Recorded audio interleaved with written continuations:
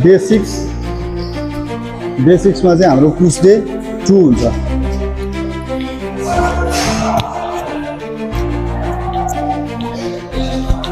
Pull leg push गरेर हामीले चाहिँ आजकल डे 1 मा पुल डे 1, डे 2 मा लेग डे 1, डे 3 मा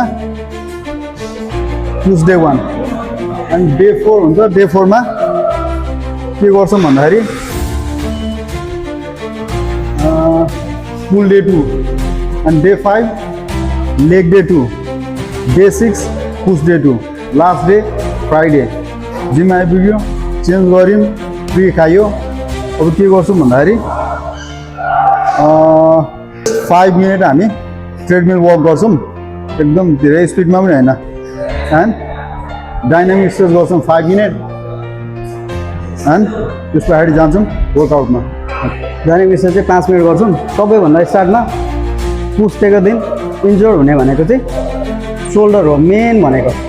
त्यो भएर सोल्डर रोटेसन पनि अगाडिपट्टि यसरी घुमाउने, पछाडिपट्टि यसरी घुमाउने, यसरी बुझ्ने, दुवै साइड सोल्डर रोटेसन गर्छौँ।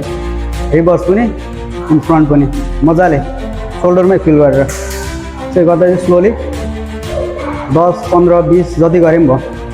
यो चाहिँ केमा पऱ्यो भन्दाखेरि डाइनामिक एक्सर्साइजमै पऱ्यो। सो बडी एकदम वार्म हुन्छ। किन भन्दाखेरि हेभी वेट उठाउनुभन्दा अगाडि चाहिँ जोइनहरू चाहिँ खोल्नु पऱ्यो। डाइरेक्टली त्यत्तिकै जाँदाखेरि कोल्ड छ एक त, त्यो माथि वार्म नगर्दाखेरि बडी स्टिफ भएको हुन्छ अनि इन्जुरीको चान्स धेरै हुन्छ। अब यो पनि होइन यसरी नगरिकन वार्मअप गरेर या स्ट्रेच गरेर इन्जुरी हुँदै हुँदैन भन्ने कुरो पनि होइन, तर चान्सेस कम हुन्छ जोइनहरूमा प्रब्लम हुने, इन्जुरी हुने।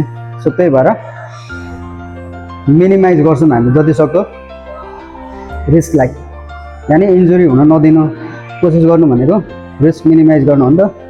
त्यही भएर यस्तो यहाँ हामीलाई अलिकति फिल भइसक्यो। एन्ड यो गरेपछि arm swing side by side यहाँ, अनि त्यहाँ पछाडि आर्म सर्कल्स गर्छौँ दुवै साइड।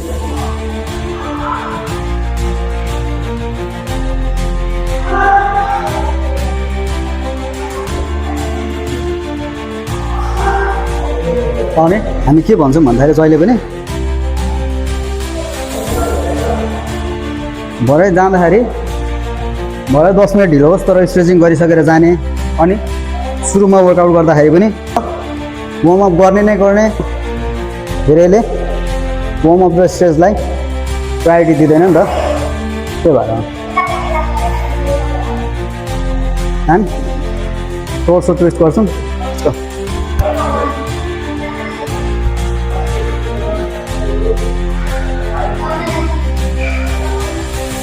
यो ट्विस्ट गर्दाखेरि चाहिँ पुरै बडी नै सुत्दै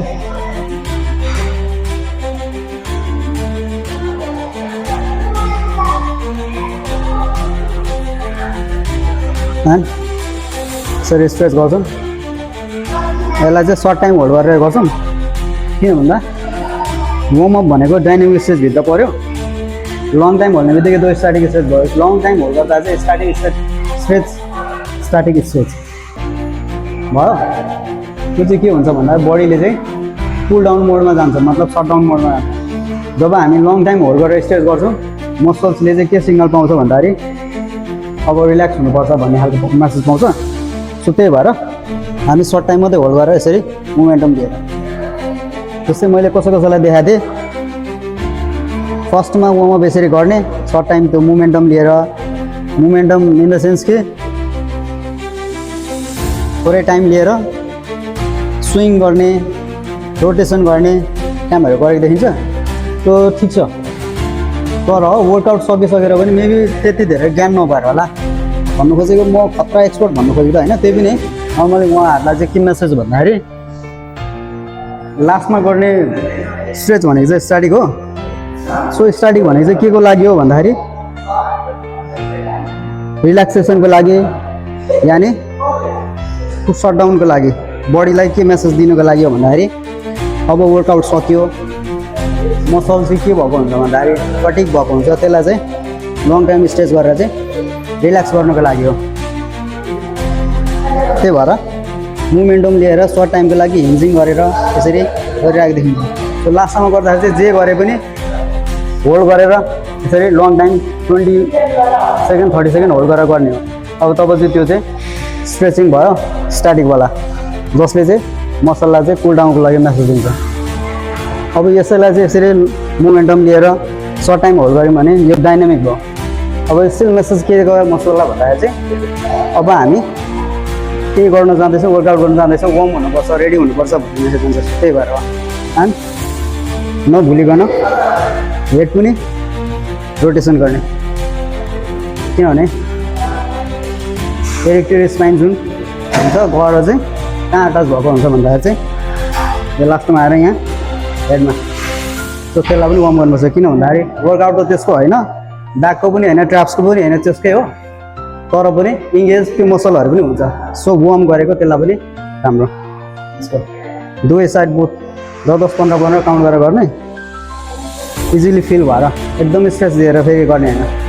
भनेको वार्मअप गरेको वर्कआउट बेनिफिटको लागि हो, बडीलाई रेडी गर्नुको लागि हो। फेरि गर्दाखेरि over stretch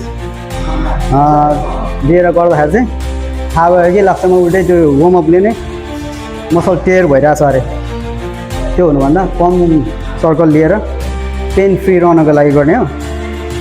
so easy, both side गऱ्यो, done. And 5, 10, 15 whatever you want, whatever के भन्नु जति गर्न मन लाग्छ त्यति।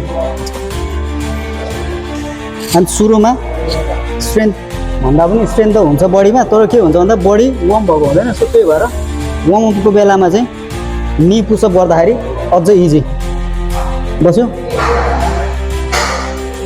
3, 4, 5, 6, 7, 9, 10। अब नीबाटै हामी कहाँ जान्छौँ भन्दा रिभर्स पुसअप जान्छौँ। 1, 2, 3, 4, 5, 6, 7, 8, 9, 10।